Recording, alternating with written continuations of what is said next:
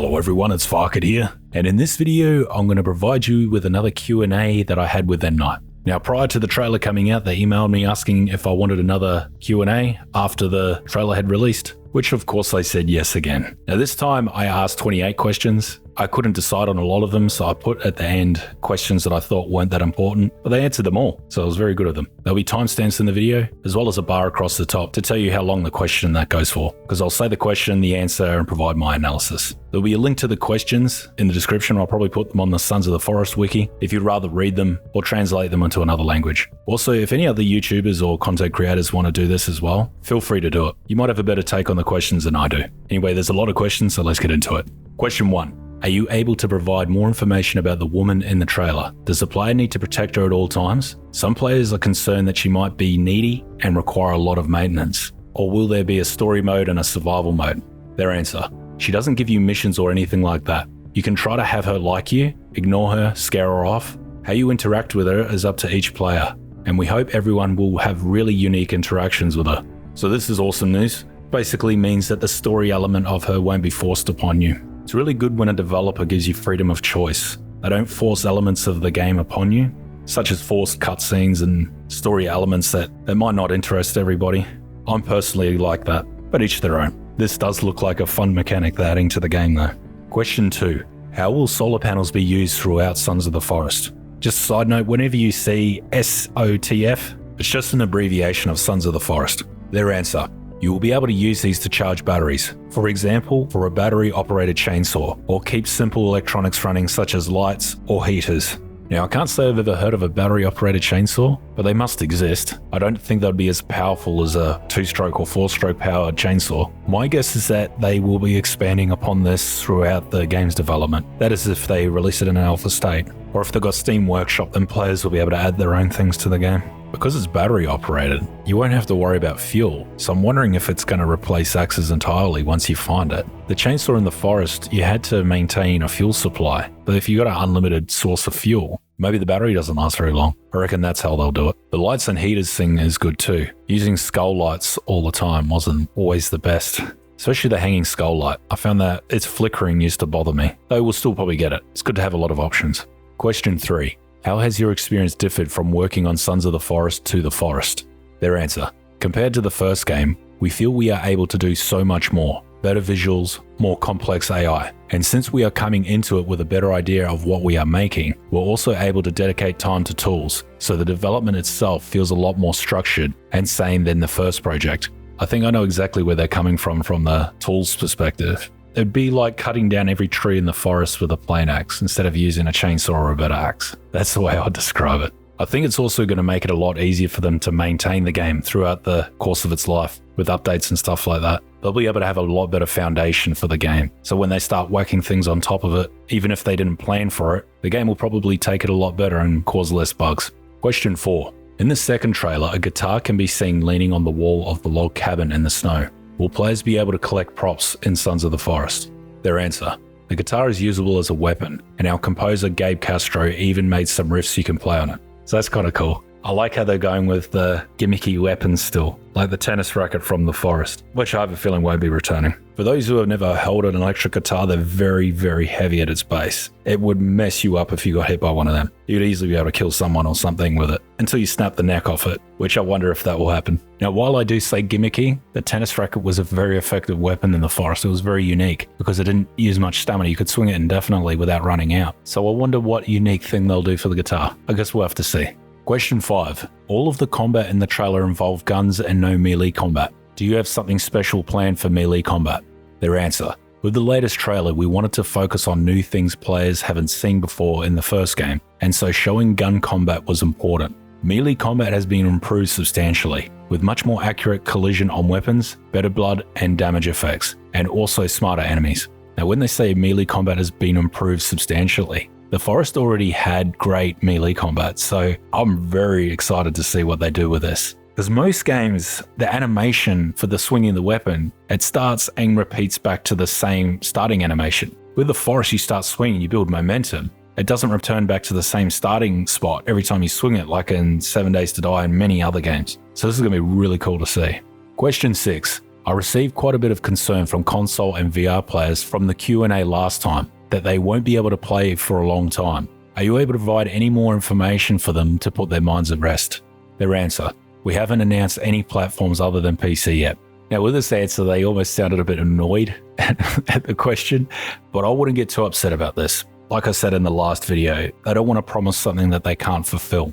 What I think will most likely happen is that they will outsource the PlayStation and possibly Xbox version to another company so they can make it. Because that's what a lot of game developers actually do nowadays. They outsource it to another company who convert it to a console version or a VR version. Now, as far as I know, Endnight actually made the VR version and the console version for the Forest. So they might be able to do it again, though Endnight's got a lot more resources now, a lot more money, that they could just outsource it. And that's what I think they'll do. So when the game comes out, I don't think it will take very long for the game to come out on console or in VR. Though that's me being optimistic. You should be too, even though this doesn't affect me whatsoever, because I don't have a console. I've got VR, but I don't use it. When you've got a 2-year-old, you don't have that kind of expensive equipment just lying around. I need a safe place to store it, which I don't have. So hang in there, stay positive. Or for console players, just get a PC. I tell you, it's much better. It really is.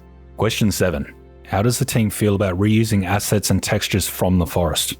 Their answer: since we are aiming for a much higher fidelity in the new game, we revised and updated almost every asset that's making a reappearance. There are still some placeholder assets from the first game that can be seen in the latest trailer, but those will likely be replaced. Now, if you don't know what a placeholder is, it's just something developers use for, say, a weapon with intention to change it later on, but they need something there to begin with. And because Sons of the Forest has a prequel, they could just use those assets in the meantime until they can finish polishing the game and that sort of stuff. Now, the reason I asked this question was that if they used previous assets, it would speed up the development of the game. And I think I covered this in the analysis I did of the second trailer, or maybe it was the first Q&A. I actually don't have a problem with seeing older assets. You can actually bring on a bit of nostalgia seeing things from the last game. Though too much of that can make people think the devs are lazy for not reworking the textures. I did ask a few people about this, and they said that Minecraft, I think there was a texture overhaul, and I think it either upset people or made people very happy. I'm not sure because I've never played Minecraft before. And based on what I know of Endnight, they like to have things polished. They don't half-ass things. So I can't imagine we're going to see many assets from the old game. Though we'll see. I think from my point of view is that if they have to work on more assets, it's going to take longer to finish the game. That's just me being greedy thinking like that. Question 8. One of the most common questions I've been asked is how to brighten caves and nights. From what I have observed, some devices cause more darkness than others. This must be hard to approach as darkness adds significantly to the horror theme of the game. Do you have any plans to add options for this, or do you have any recommendations for players? Sorry about the wording of this question. Their answer: we haven't gotten to this yet, but plan on improving gamma settings for the sequel. Over the course of doing videos on the Forest for like 3 years, I think it's been, it has definitely been the number one question I've got, which is how to brighten caves or brighten the nighttime. Now, most of the time I actually don't brighten it. I actually do it in post-processing. When I'm editing the video, I'll add a filter that brightens it so you can see what's going on. Because while I can see it on my PC, I know if someone's watching it on their phone, they're not going to be able to see shit. Phones, for some reason, are a lot darker than PCs. I'm not sure about TVs. I don't watch a lot of YouTube on TV. Though it's also hard to say for me too. I don't watch a lot of gaming videos. I don't know if other YouTubers brighten their night times or their caves. It's a hard thing to balance though. For example, when you brighten up the nighttime or cave, when you open up the survival guide, the light is so bright that it's disorientating. And then you've got filters like NVIDIA Shadow Play filters, which brighten it up as well. And there's other third-party software you can get. I think for console players, they've got to work with what they've got. So hopefully they add something for this, and hopefully people don't abuse it, because you still want the horror theme of the game. It really adds to the immersion. If it's just bright as all hell everywhere, the game's not going to be immersive. See, when I'm playing it, the game's a lot darker than what you see it in the video. I sometimes chop and change to show you what it's actually like for me, but not all the time because I think that'd get annoying. Though hopefully they can come up with a good fix that doesn't let players abuse the system. That's what I'm hoping for. Question 9. Can we have chickens? Their answer: I think the closest we can do is ducks. Did you mention this as a question? I just laughed my ass off. I thought it was so funny because I thought the idea, well, if we had chickens, we could keep them in pens and we could have eggs and use them for meat. I thought that would be great. we're getting ducks, but hopefully we can do the same with ducks because you can. Though that's hard to say. Domesticated rabbits were cool. I like to see more domesticated animals. Well, you're not really domesticating, you just keep them in the cage so they breed or produce goods for you. Now, this type of question was to gauge their sense of humor, and they've definitely got a sense of humor. I definitely had a good laugh at this one. It would be good to see if we can capture more animals and use them for resources. Have pig pens and stuff, and then eventually it turns into a farming sim. I don't know if that's a good or a bad thing, but yeah, gives players options of how they want to play. Question 10. Has a pandemic influenced development on Sons of the Forest? Their answer. We have a pretty small team, and so switching to working mostly remote hasn't been too bad for us. It means that they're able to work on the game pretty much fully, I'm assuming. I'd imagine having everyone in office would be a lot more efficient, though. Everyone's got Discord and email and voice chat and Skype these days, so which is good. Question 11. What details can you provide about the map? Are you able to give an indication of the world size compared to the forest? Also, in the forest ending, you showed a map of Site 2. Will this be similar to the map in Sons of the Forest? Sorry about this question too. I wanted to keep all the map related questions as one instead of 3 separate questions. Their answer. The new map is about 4 to 5 times the size of the first game. It is set on Site 2, however, since we drew that map before starting development on this game, the map and that drawing won't match exactly. Now, if you're not sure what that image is, I'll put it up. Zebulon got this for me. He found it in the game code, because the version in the game cinematic isn't that great. I'm not going to show that cinematic because it does contain spoilers for those who haven't finished the game, so even this in itself is a bit of a spoiler. It's good to know it's going to be 4 to 5 times the size. That's awesome. I'd imagine it's going to give him a lot more freedom to do a lot more different things. Thinking about the size of the forest's map compared to other survival games, and it is a little on the small side, I think, but it never felt small to me. It never felt claustrophobic. I don't even know if I'm pronouncing that word right. But the thing is about the forest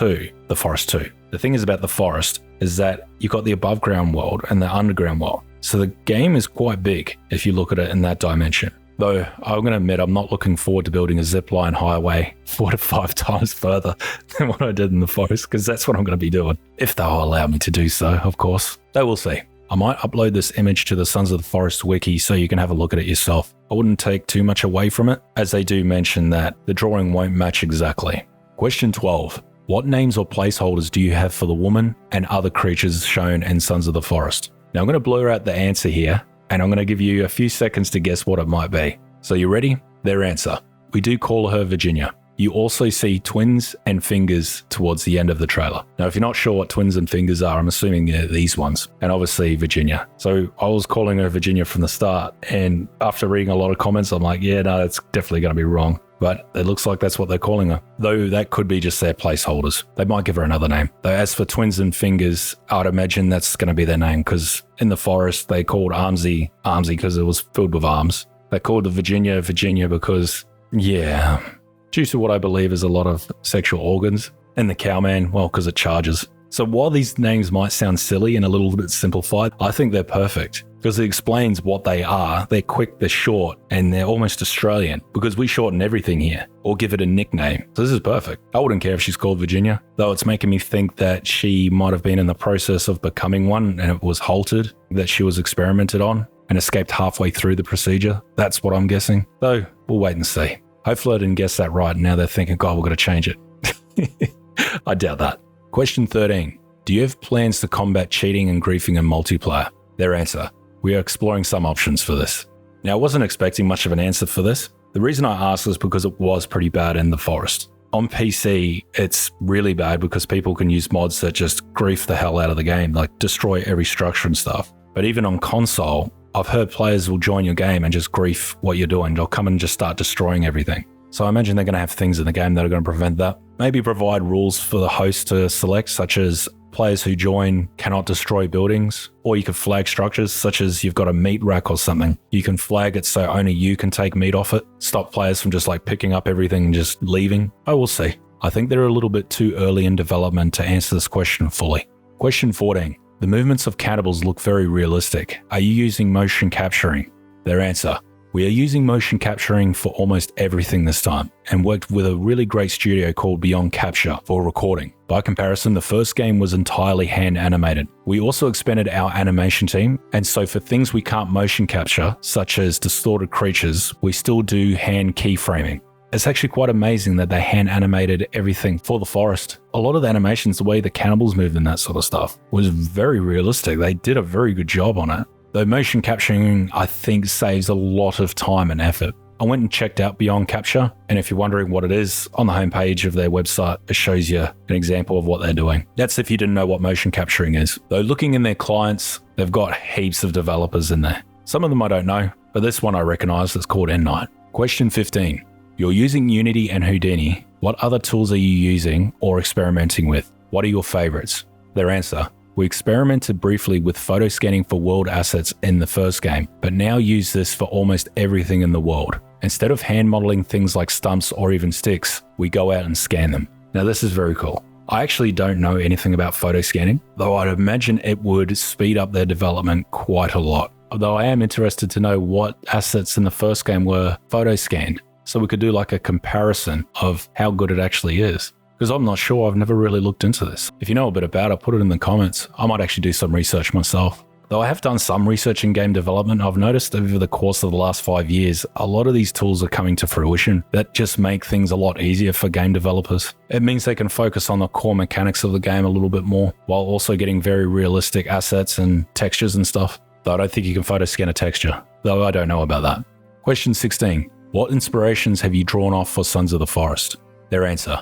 As a sequel, we've taken a lot of inspiration from the first game and looked at things that worked well and tried to expand and improve upon those ideas. I love this answer because what it says to me is that they're evolving the game, not revolutionizing it. Because that's the way a good sequel should be. Expand and improve upon what you had, not try to recreate the wheel. So this is awesome news. Question 17.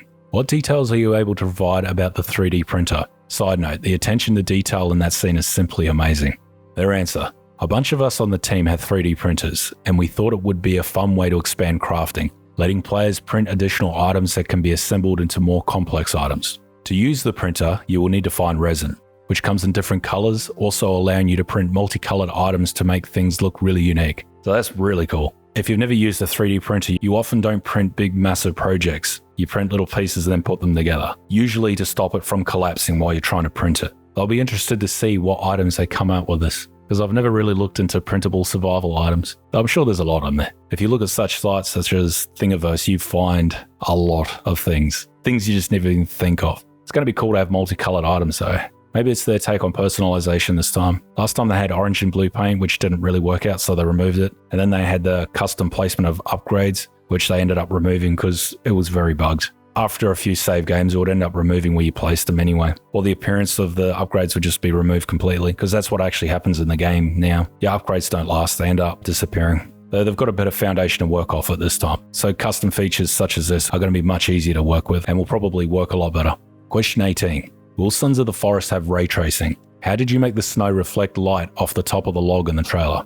Their answer. The light reflecting effect is actually a bug with our snow shader on the dynamic moving log. We don't currently use ray tracing, but plan to experiment with it. I thought that was amazing how it did that. It turns out it was actually a bug, but I guess it was a good bug. And they must have had a lot of confidence to put it in the trailer too, because it impressed me, but it turns out it was a bug.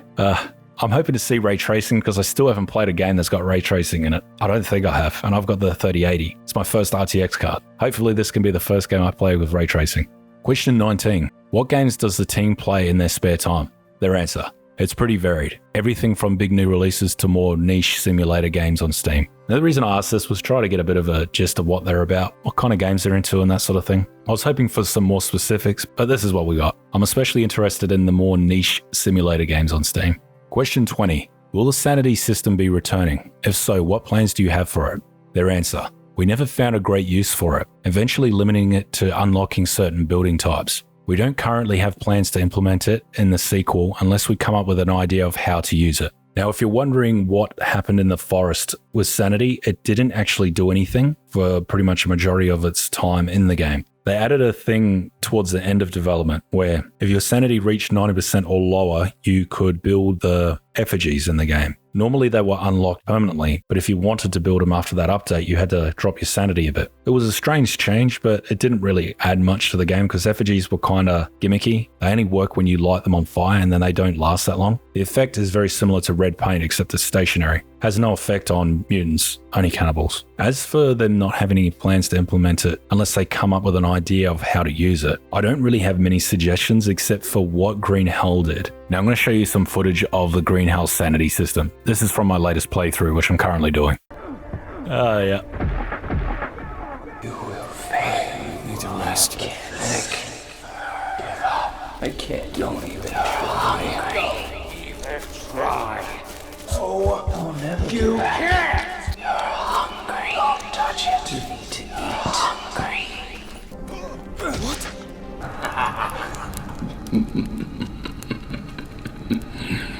Now, what Green Hell did was absolutely amazing. Though while I say it is amazing, I think it may be a little bit gimmicky. I also don't think Endnight would just like to copy a sanity system straight from another survival game. The Green Hell sanity system it's set the bar. It is very immersive. A lot of the immersion that comes from it is from the player speaking and going crazy. There was another game too, I can't remember what it was. I think it was Assassin's Creed, where you start seeing mirages of people. That could be a thing. Just seeing enemies and then as you get closer to them, they disappear. There's a lot of things they could do with it, but if it's too complicated or it doesn't interest them, then so be it. I'd be more interested in seeing a morale system, such as sleeping on a leaf bed on the ground wouldn't be that great for morale, whereas sleeping in a proper bed under a shelter would be a lot better. You know, it keeps the spirits up, keeps the player feeling hopeful, that sort of thing. But we'll see.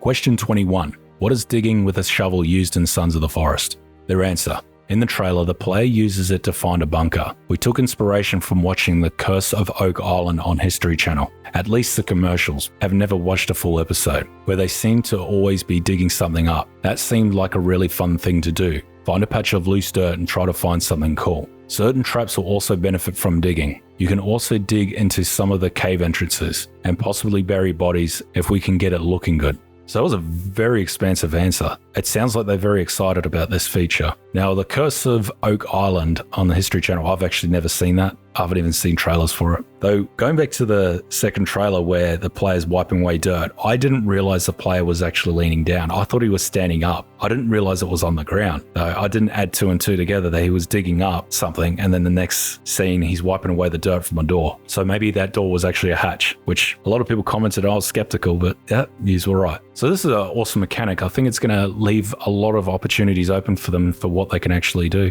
where they could do randomized loot or add whatever they want at any time in the game. You don't have to change much of the map. You just put a dirt pile there, then all of a sudden you got something underneath it. So that's really cool. I had a feeling traps would be benefiting from the digging. I did mention that in the analysis video, I think. Digging in cave entrances would also be cool. Maybe that's a system so you can bring in bigger things like logs into the caves or something like that, and burying bodies if they can get it looking good. Not sure what effect that'd have. Maybe it might be a sign of respect to tribes if you kill one of them or something like that. There's just so many things they can do with this feature. It's amazing thinking about it. And they could just add it at any point. Like I said, they don't have to change the map. It's going to be awesome. Anyway, I'm just repeating myself.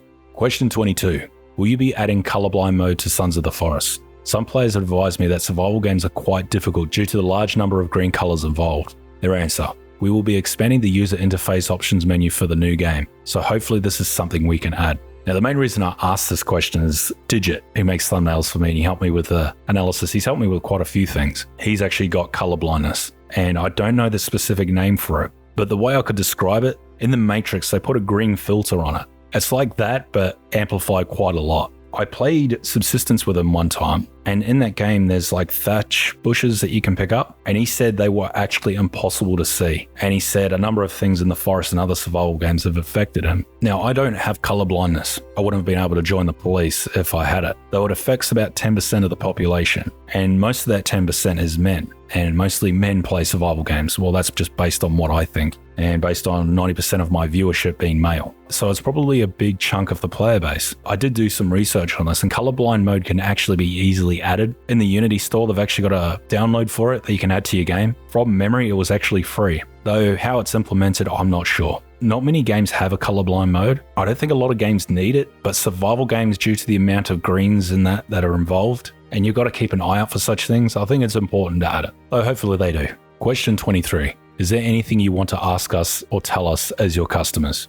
Their answer. We watched a bunch of the breakdowns of the trailer, and it was always really cool to see people try and find everything. There is one clue at the start of the first trailer that we are pretty sure everyone missed. I think due to compression on the IGN upload, but very clear on the 4K upload on our YouTube channel. Now, I did miss this, but I'm going to show you the scene of where it is, and I'm going to see if you can get it before I actually just tell you what it is. Now, if you don't know this, the trailer that was originally released was released in 1080p, but Endnight uploaded the trailer to their own channel, but uploaded it in 4K. So it is much better quality. So I'd recommend you go check it out. I'll put a link in the description to their channel. Make sure you go subscribe to them too, because as I said in the analysis of the last video, if they're going to release any more content, it's going to appear on their channel first, and it will most likely be in the best quality. I can see why most people missed it. It's because it probably was the 1080p version. But watching the 4K version, it stands out a lot easier. And that is on the helicopter on the side of it, it says Sahara, which is awesome. It's excellent to know that they're bringing back the story element. They're really building on the story from the first game.